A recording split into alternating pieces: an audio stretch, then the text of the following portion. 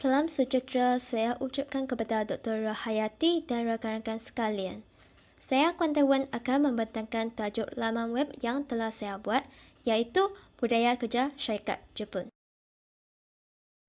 Terdapat 4 isi kandungan utama, iaitu definisi syarikat, latar belakang dan kekuatan syarikat Jepun, keistimewaan budaya kerja syarikat Jepun dan pengaruh budaya kerja syarikat Jepun. Berikut merupakan definisi syarikat. Menurut Kamus Dewan edisi keempat, syarikat merupakan badan atau institusi atau perniagaan yang dimiliki oleh satu orang atau sekumpulan orang dalam bentuk perkongsian dalam perniagaan.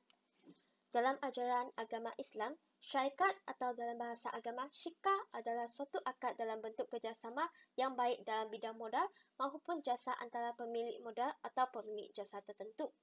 Kerjasama modal banyak sekali membawa manfaat yang penting kepada para anggota syika sekiranya mereka tidak berkhianat. Dalam bahasa Jepun, syarikat disebut sebagai kaisha atau gaisha.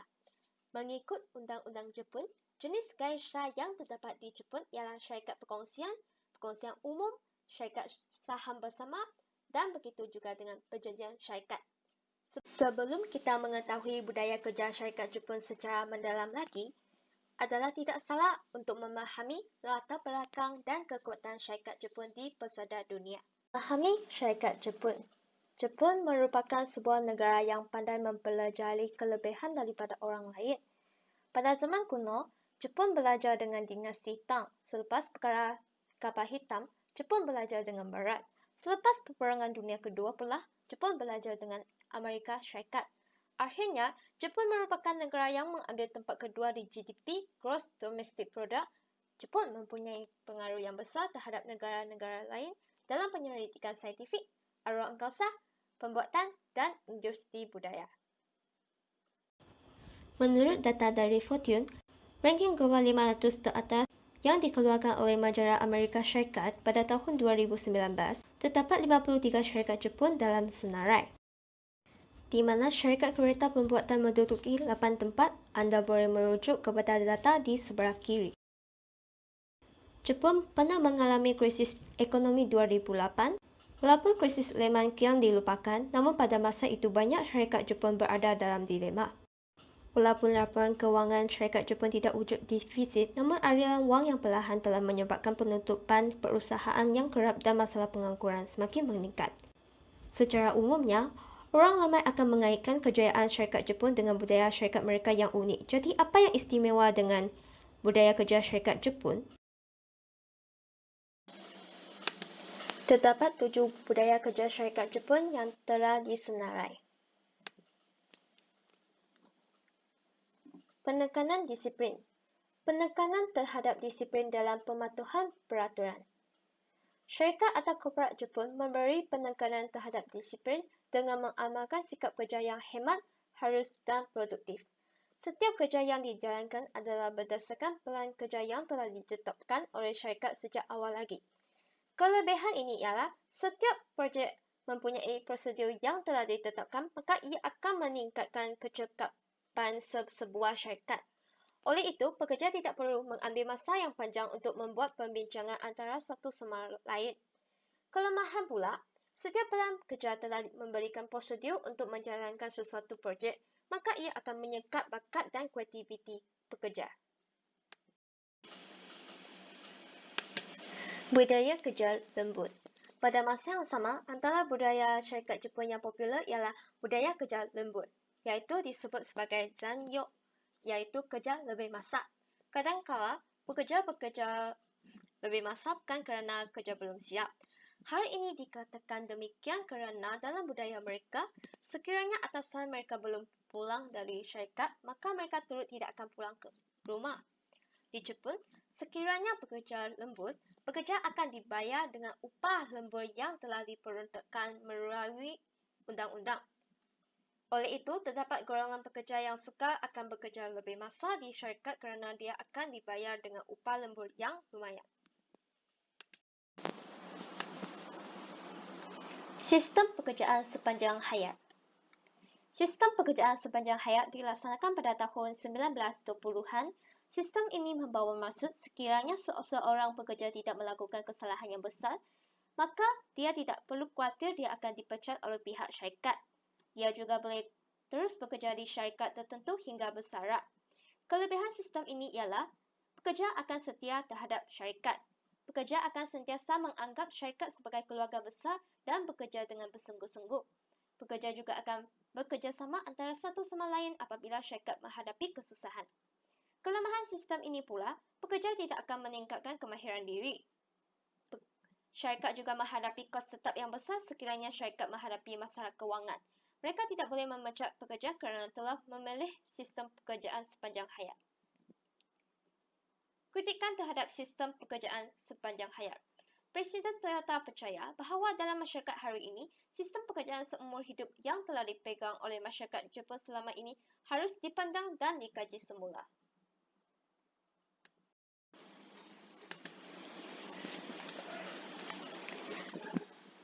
Dalam masyarakat global hari ini, adakah sistem yang simbiosis antara syarikat dan pekerja masih diperlukan? Pada tahun 2001, sistem pekerjaan seumur hidup Jepun pertama kali dikritik oleh pengusaha syarikat.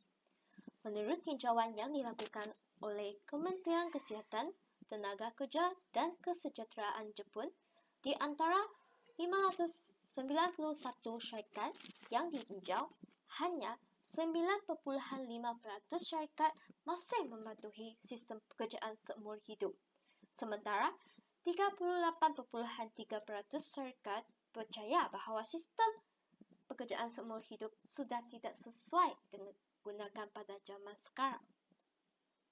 Yang paling unik ialah Toyota yang mengatakan perlu membatalkan sistem pekerjaan seumur hidup telah mengambil sikap yang berbeza pada zaman dahulu. Pada tahun 1949, disebabkan oleh ketidakstabilan ekonomi, Toyota menghadapi krisis pemberhentian pekerja. Jumlah modal yang besar diperlukan oleh Toyota untuk meneruskan perusahaan. Oleh itu, pihak bank memberi nasihat iaitu memberhentikan pekerja secepat mungkin bagi mengurangkan pengeluaran aliran wang. Namun, masyarakat Jepun mempunyai satu konsep yang mendalam, iaitu syarikat dan pekerjanya akan hidup dan mati bersama. Pengurus besar Toyota, Kiichiro Toyoda, enggan melakukannya. Beliau percaya bahawa sekiranya masalah sedemikian tidak dapat diselesaikan, maka beliau akan membunuh diri.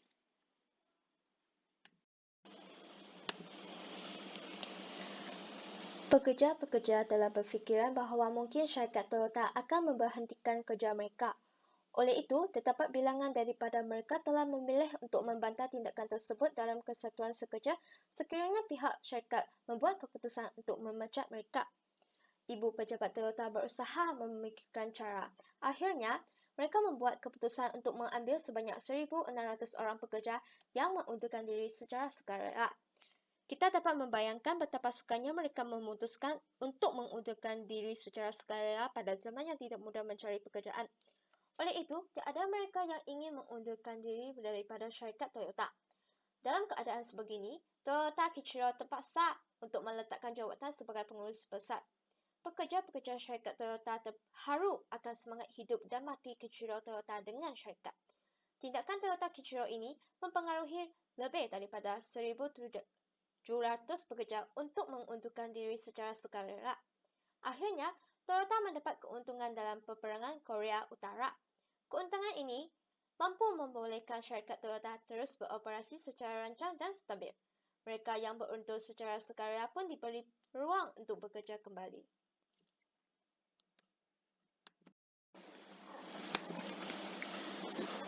Pada tahun 2004, JAL Jepun yang berada di ambang kemusfiran merancang untuk merekrut pengundur secara sukarela. Ramai pekerja telah mendaftar untuk mengundur diri dari pekerjaan sebab mereka telah membuat pertimbangan terhadap perkembangan syarikat. Di samping itu, mereka sanggup mengundurkan diri disebabkan JAL Jepun telah memberi ganti rugi. Kita dapat mengetahui bahawa sistem pekerjaan sepanjang hayat telah dipersoalkan pada tahun 2001. Hal ini dikatakan demikian kerana sistem ini tidak akan memupuk persaingan positif dalam kalangan pekerja. Maka, peningkatan kehidupan dan keberhasilan syarikat yang disebabkan oleh persaingan tidak akan dicapai. Sistem ini tidak sesuai pada zaman globalisasi di mana persaingannya adalah semakin tinggi.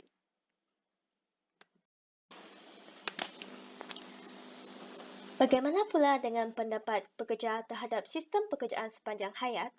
Antara pilihan bekerja seumur hidup dalam sebuah syarikat dan penukaran kerja ke syarikat baharu, mereka lebih suka bekerja seumur hidup dalam satu syarikat.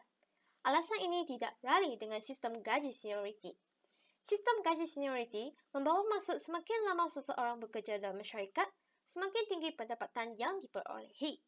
Oleh itu, sekiranya seseorang pekerja menukar pekerjaannya, maka ia membawa maksud gaji yang diperoleh dalam syarikat baharu adalah lebih rendah daripada syarikat dahulu. Sistem gaji senioriti. Sistem gaji senioriti merupakan sistem di mana gaji diperuntukkan mengikut jangka masa bekerja. Ia membawa maksud semakin lama seorang pekerja bekerja di sesebuah syarikat, gaji yang diperuntukkan oleh syarikat terhadap pekerja adalah semakin tinggi. Kelebihan sistem ini adalah membolehkan pekerja lebih tua untuk mencapai gaji yang lebih tinggi sebelum bersara dan ia biasanya membawa lebih banyak pengalaman kepada barisan eksekutif. Kelemahan pula, pekerja junior tidak mempunyai kesempatan untuk menggunakan bakat-bakat mereka yang diperlukan pada peringkat atasan. Mereka yang mempunyai kemahiran khusus tidak boleh dinaikkan pangkat ke pangkat eksekutif yang telah dipenuh oleh pekerja senior. Tahap yang jelas. Syarikat Jepun mempunyai tahap yang amat jelas dari presiden hingga pekerja biasa yang disusun mengikut pengalaman bekerja dan waktu bekerja di syarikat. Pekerja baharu akan memulakan kerja mereka dengan kerja yang mudah, manakala pekerja tua atau senior bertanggungjawab untuk memberitahu pengalaman dan pengajaran mereka kepada pekerja baharu. Pekerja muda perlu menggunakan bentuk honorific, iaitu ungkapan hormat yang digunakan oleh penutur dan penulis bahasa Jepun semasa bertutur dengan pekerja yang lebih tua dan atasan mereka. Oleh itu, mereka sentiasa mengatakan Ohayo gozaimasu, iaitu selamat pagi, dan Otsukare sama desu. Anda telah bekerja keras terhadap rakan sekerja mereka. Semangat kolektivisme. Kolektivisme membawa maksud pegangan hidup yang hak milik bersama dalam semua aspek kehidupan. Syarikat Jepun menekankan keharmonian hubungan antara pengurus dengan pekerjanya. Setiap pekerja di syarikat Jepun mesti bekerja sama dengan semua jabatan bagi menyelesaikan sesuatu masalah. Kepribadian dan kecemerlangan diri tidak begitu penting berbanding dengan keuntungan syarikat. Oleh itu, kesedaran kolektif ini kadang-kadang perlu pekerja mengorbankan kepentingan individu untuk kepentingan unit. Dalam drama Jepun, kita sering dengar Otsukare sama desu. Anda telah bekerja keras, di mana kalimat ini menunjukkan bahawa orang Jepun mempunyai semangat pengorbanan bersama dan menghargai jasa orang lain. Apa maksud semangat pertukangan? Semangat pertukangan membawa maksud mengambil masa untuk menghasilkan sesuatu yang berkualiti. Semangat pertukangan memulakan individu mengabaikan sebarang godaan dan gangguan yang wujud di sekelilingnya supaya dapat memberi tumpuan yang sepenuhnya untuk menghasilkan sesuatu karya yang cemerlang. Mereka yang mengamalkan semangat pertukangan sanggup menggunakan masa seumur hidup dengan menceburi satu bidang sahaja hingga tahap profesion. Budaya kerja Jepun yang unik memang mendorong Malaysia melaksanakan dasar pandang ke timur dengan menganggap Jepun sebagai negara model yang boleh ditiru. Walau bagaimanapun, budaya kerja Jepun turut membawa tekanan kerja yang berat terhadap masyarakatnya. Pada tahun 2019, hampir 570 orang di Jepun membunuh diri disebabkan keletihan bekerja. Situasi ini menunjukkan bahawa tempoh kerja yang panjang serta bebanan kerja yang berat mampu mendorong individu melakukan kecederaan yang sengaja terhadap diri sendiri. Pada masa yang sama, 310 kes bunuh diri adalah disebabkan oleh kesalahan pekerjaan. Hal ini dikatakan demikian kerana sekiranya seseorang pekerja melakukan kesalahan besar yang tidak dapat dimaafkan, maka dia akan dipecat oleh syarikat maupun wujudnya sistem pekerjaan sepanjang hayat. Di samping itu, pekerja yang dipecat sebab kesalahan besar yang dilakukan tidak mudah mendapat pekerjaan yang baharu. Situasi ini berlaku kerana syarikat lain beranggapan bahawa pekerja tertentu adalah seseorang yang tidak berdisiplin atau tidak jujur dengan syarikat hingga mampu melakukan kesalahan yang besar. Pada tahun 2019, kes bunuh diri yang berkaitan dengan pekerjaan telah mencapai sebanyak 1,949 kes. Akhir sekali, kematian mendadak semasa bekerja atau kematian terlalu kuat bekerja merupakan fenomena yang tidak jarang lagi bagi masyarakat Jepun. Selain tekanan fizikal, tekanan mental dari tempat bekerja boleh menyebabkan karoshi, kematian oleh kerja berlebihan. Bunuh diri yang disebabkan oleh tekanan kerja atau kerja berlebihan dikenali sebagai korojitsu. Kesimpulannya, budaya kerja syarikat Jepun memang membawa banyak manfaat kepada syarikat Jepun. Namun, setiap budaya kerja syarikat perlu dipandang dan dikaji semula bagi memastikan bahawa budaya kerja tertentu masih sesuai digunakan pada era globalisasi ini. Sekian, terima kasih.